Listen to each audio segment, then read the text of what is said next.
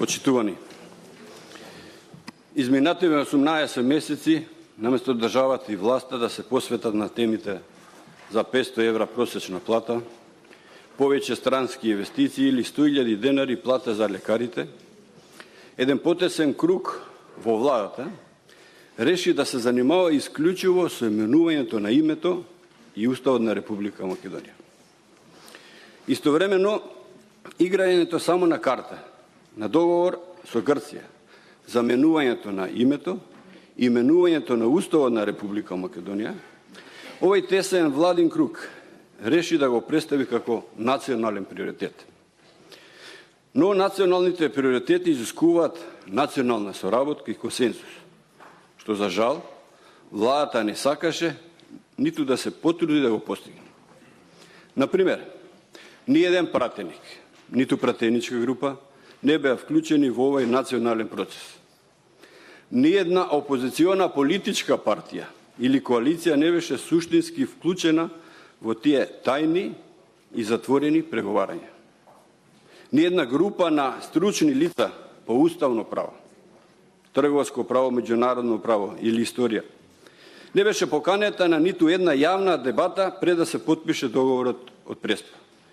Бидејќи власта не ни помисли да организира ниту една јавна дебата. Па дури институцијата, председател на државата, која според Уставот и законите има надлежност во водењето на надворешната политика, беше целосно исклучено тајните преговори од консултациите и од потпишувањето на штетниот договор од Преспа.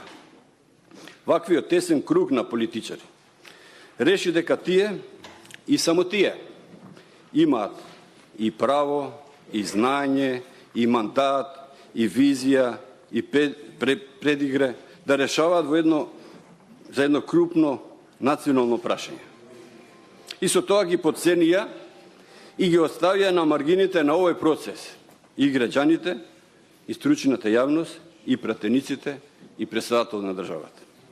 Да сумирам, ваквото водење на процесот од тесна група на владеачки политичари, наместо јавни дебати за ова национално прашање, резултираше со тајни преговори. Наместо консензус на политичките партии, создаде партиска поларизација.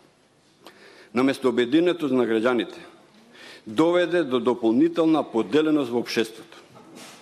Наместо чувство дека договорот е дело и наше општество и на граѓаните, се создаде чувство дека се работи за туѓо наметнато решение и за спогодба која ја доведува Македонија во положба на подчинетост и зависност кон друга држава.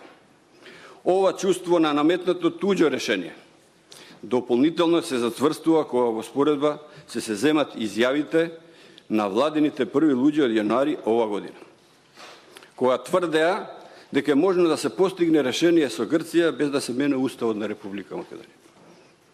Само по 4 месеци, во мај ова година, истите луѓе не уверува дека единствен, достоинствен компромис со Грција е името Република или Денска Македонија.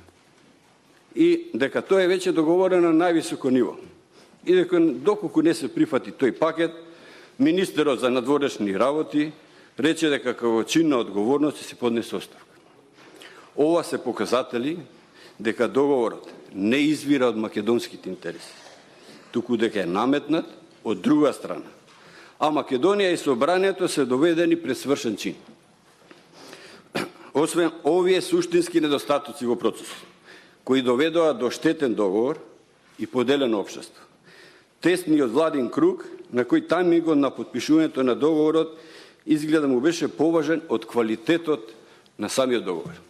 Направи и многу крупни, незаконски и противуставни грешки, кои самиот процес го прават неуставен, а самиот договор нелегитимен.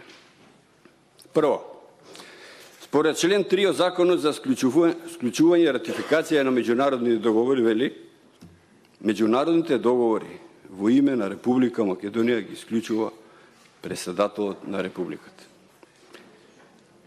Овој договор не е потпишан од председателот на Република Македонија, што е спротивно на законот.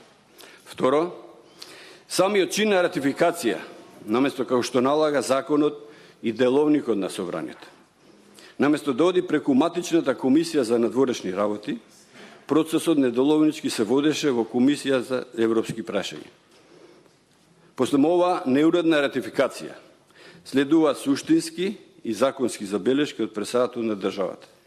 Но тесниот владин круг, кој брзаше да има договор по секоја цена, не обрани најмало внимание на тоа, напротив, следуваат изјави со потценување и деградирање на таа институција.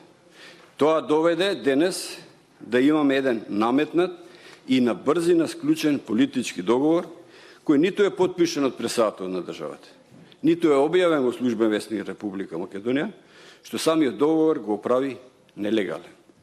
Трето, владинот тесен круг, кој ги исклучи сите други институционални актери од процесот и го погази легалитетот на договорот, реши легитимитетот за истиот да го побара од граѓаните, веројатно како покритие за сите претходни незаконски чекори. И така премиерот тука во собранието, во соседната сала, даде ветување дека ќе се постапи согласно Уставот и Законот за референдум и ќе се организира задолжителен референдум, како што налага и членот 120 Уставот, членовите 23 и 24 од Законот за референдум. Но и тоа ветување не траеше подолго од неколку дена. И владеачкото мнозинство, без да ја консултира опозицијата, без да направи јавна расправа со стручната јавност, донесе одлука за консултативен референдум, спротивно на наведените уставни и законски норми, спротивно на кажањето на страна премиерот. Четврто, тесниот владин круг не се ни потруди да има недвосмислено и едноставно референдумско прашање. Не се ни потруди референдумското прашање да го согласи со опозиционите партии или со председателот, туку спротивно на членот 15 од Закон за референдум, реши да скрои што посимпатично, тросмислено прашање. Повторно, прекршувајќи го законот и подценувајќи интелигенцијата на граѓаните.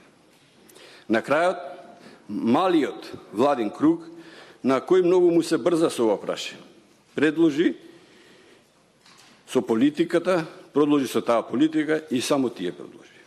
Тие сами ја водеа кампањата, тие сами определија буџет за кампањата, тие сами одлучија кампањата да се сведе на еднострана пропаганда, тие одлучија да го закупат целиот медиумски простор, тие сами со себе си водеа дебата, тие правеа и објавува оптимистички анкети, тие носеа странски гости по свој избор и тие има мнозинство во Државната изборна комисија. За ваквите незаконски и монополизирани постапки власта беше критикувана, но никој не ја пречеше во ништо. И што се случи? Ако го подценувате народот ќе примети и ќе ви врати со иста мерка. Се случи 30 септември. Референдумот и денот кога мнозинството на граѓаните на Република Македонија со пасивен отпор, со неизлагањето на референдум, согласно правото на негласање што граѓанинот го има од членот 7 од Законот за референдум, ја победи пропагандата на власт. Ова не е само порака до власт, туку мнозинската волја на народот преку неизлегувањето на референдум е императив, задолжителна обврска за секој пратени и за собранието, која гласи референдумот е неуспешен и народот го отфрли штетниот договор од Преспа. Кога народот ќе одлучи, собранието нема мандат да ја менува одлуката на народот. Во таа смисла, јас, како пратеник, изјавам дека немаме мандат, ниту намера да учествуваме во обидите за менување на Уставот, што е спротивно на референдумската одлука на народот. Досега одлучивте сами да го водите процесот, кој народот ви го запечати со референдумски неуспех. Ако сметате, и понатаму, слободно продолжите. Во благопријатна атмосфера, но да знаете дека немате двотретинско мнозинство за промена на Уставот на Република Македонија. Благодарам.